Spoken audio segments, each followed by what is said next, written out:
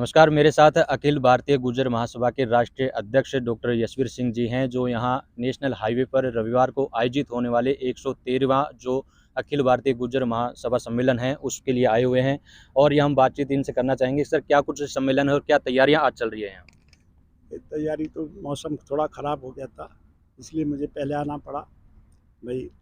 और तैयारी ये है कि सारी व्यवस्था हो गई, खाने की भी, टेंट की भी। डेलीगेट लोग आएंगे और हम जो मुद्दे हैं हमारे, भारत सरकार से कुछ मांग हैं, कुछ राज्य सरकार से मांग हैं, उन पर चर्चा करेंगे। हमारे समाज थोड़ा बहुत पिछले 10 साल में आगे बढ़ा है, आर्थिक भी, सामाजिक भी। जो समाज की बड़ी कुरीतियाँ थी वो काफ़ी समाप्त हुई हैं और ये चूँकि राजनीतिक और सामाजिक परिस्थितियों पर निर्भर करता है, इसलिए सारा देश बदल रहा, दुनिया बदल रही, गुर्जर भी थोड़ा-थोड़ा बदल रहा है। लेकिन अभी भी हम पीछे हैं, चूँकि हम शिक्षा में पीछे हैं। शिक्षा में पीछे इसलिए हैं कि जहाँ हम बसते हैं, वहाँ पर शिक्षा का इंतज़ाम नहीं है। कॉलेजेस नहीं है, यूनिवर्सिटी नहीं है, हॉस्टल शहरों में बना के बच्चों को भेजना पड़ रहा पढ़ने के लिए। भारत सरकार शिक्षा से हाथ खींच चुकी। 370 यूनिवर्सिटी सरकारी थी, 500 यूनिवर्सिटी प्राइवेट बन गई इस देश में। तो समाज को अगर अपने बच्चों को शिक्षित करना, तो समाज को खुद खड़ा होना पड़ेगा। आयोजित होने जा रही जो महासभा, इसके लिए मुख्य मांग क्या है? मुख्य मांग एक दो तो भारत सरकार से है। एक तो ये है कि हमारा जो यहाँ से ऐड होके गया हुआ है कि आरक्षण जो मिला हमें एमएसपी का, उसको 9वीं सूची में सम्मिलित किया जाए। दूसरा ये है कि राजस्थान में एक ही छोटा राजा था, सूबेदार देवाहंस करो, उसमें धौलपुर रियासत का सूबेदार था। उसका बाड़ी में किला खंडर हुआ पड़ा। वो फरीदाबाद 1857 में अंग्रेजों से लड़ता हुआ मारा गया था। उस किले को, उसका मेमोरियल बनाया जाए। एक ही वो था पूरे राजस्थान से जो अंग्रेजों के खिलाफ लड़ता हुआ मारा गया 1857 में। ये तो दो मांग हमारी भारत सरकार से है। राज्य सरकार से हमारी मांग है, हमारा भगवान देवनारायण के नाम पे बोर्ड बना, लेकिन मैं नहीं कह सकता उसका बजट पॉपुलेशन के हिसाब से या काम के हिसाब से, या जो एक जिस लिए बना था वो कमीशन, वो उसकी पूरी आकांक्षाओं को पूरा कर रहा। इसलिए हम चाहते हैं कि भगवान देवनारायण के नाम पर जो हमारा तीर्थ स्थान है आसिंद, जहाँ भगवान पैदा हुए थे, वहाँ उनके नाम पर एक यूनिवर्सिटी भी बनाई जाए।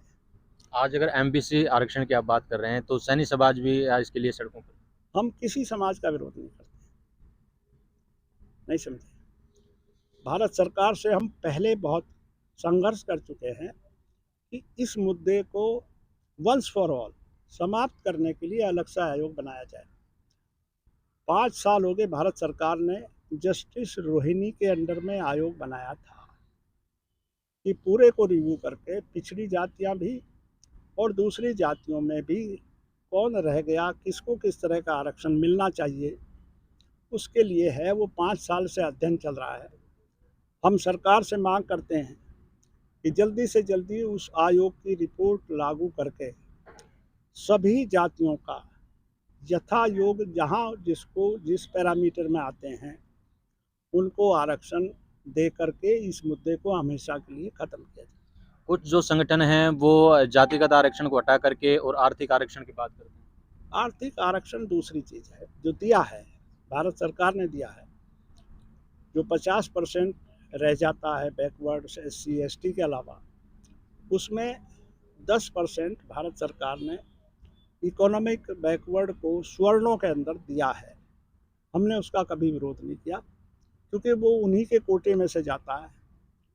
मेरे ख्याल से कोई स्वर्ण जाति ऐसी होगी जिसने उसका विरोध किया। आप समाज में शैक्षणिक उत्थान की बात करें, पिछड़ेपन की बात करते हैं, तो एक सवाल ज़हन में आता है कि जो समाज के जो युवा शिक्षा से भटक रहे हैं, यानी कि जो अपराध की तरफ राह पकड़ रहे हैं, इससे आप इनकार नहीं कर सकते। उनको क्या कुछ कहना चाहेंगे? क्या उन पे किस तरह से अंकुश लगाया जा सकता है? देखिए, अंकुश तो वही है, एक होता है समाज का दबाव। समाज का दबाव का मतलब है कि घर का, परिवार का, गांव का, वो लोग उनको मोटिवेट करें कि भाई इस रास्ते पे मत जाओ। एक होता है सरकार, सरकार कानूनी तौर से दबाती है उसको करे। एडमिनिस्ट्रेटिव फेलियर अगर होगा तो गुंडागर्दी बढ़ती है। दूसरे, आज़ादी के बाद एक तीसरी तरह का अपराध बड़े पैमाने पे है, वो है आर्थिक अपराध, जैसे खनन में है और चीज़ों में है। तो बहुत से नौजवान उस धंधे में भी जा रहे हैं। अपराध तो अपराध ही है, चाहे वो चोरी हो, डकैती हो, आर्थिक लाभ के लिए तो करते हैं।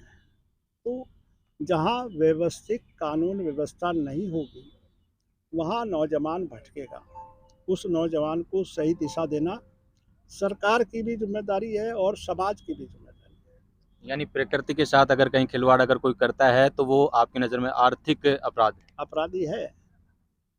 अमेरिका पर और फ्रांस पर कितना टैक्स है मालूम है आर्थिक अपराध का? इसी का ही करोड़ डॉलर में है सालाना। वो यूरेनियम जलाते हैं, ज़्यादा बिजली पैदा करते हैं, ज़्यादा फ्लोराइड गैस छोड़ते हैं। दूसरे देश करोड़ों करोड़ों हजारों करोड़ रुपया उन पर जुर्माना लगाते हैं इस चीज़ का कि आप एनवायरनमेंट को ख़राब कर रहे हैं। हमें उस एनवायरनमेंट का असर पड़ता है, आप उस एनवायरनमेंट को ठीक करने का हर्जाना हमें दो। यह है। तो मैं ये कहना चाहूँगा जैसे ना केवल गुर्जर समाज में बल्कि सभी समाजों में सामाजिक संगठन और समितियाँ बनी हुई हैं, लेकिन फिर भी इस तरह के अपराध नहीं रुकते। केवल गुर्जर समाज में ही अपराधी नहीं है, सभी समाजों में इस तरह के देखने को मिलेंगे। तो उन पे अंकुश क्यों नहीं लगा पाते हैं?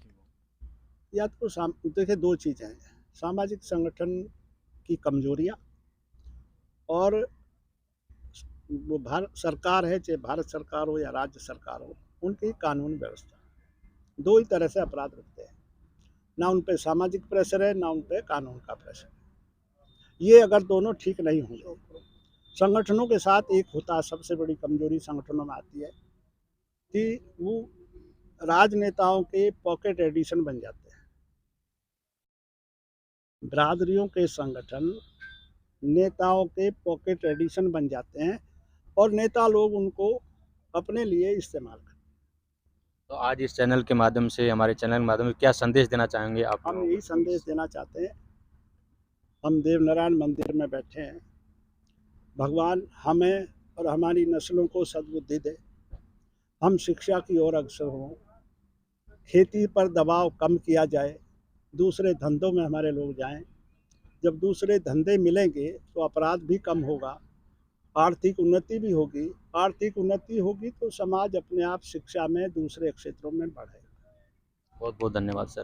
तो मेरे साथ थे अखिल भारतीय जो गुर्जर महासभा है उसके राष्ट्रीय अध्यक्ष डॉक्टर यशवीर सिंह जी, और इनसे एक लंबी बातचीत की जो आज का जो समारोह आयोजित होने वाला है रविवार को उसके लिए, और साथ ही जो युवा वर्ग है वो कहीं ना कहीं शैक्षिक दृष्टि से पिछड़ रहा है, अपराध की ओर बढ़ रहा है। तो उसके लिए किसी भी तरह का चाहे अपराध हो, वो प्रकृति से संबंधित हो या किसी और किसी तरह का, उसके अंदर युवाओं का भटकाव ना हो, इसके लिए सार्थक प्रयास किए जाएं।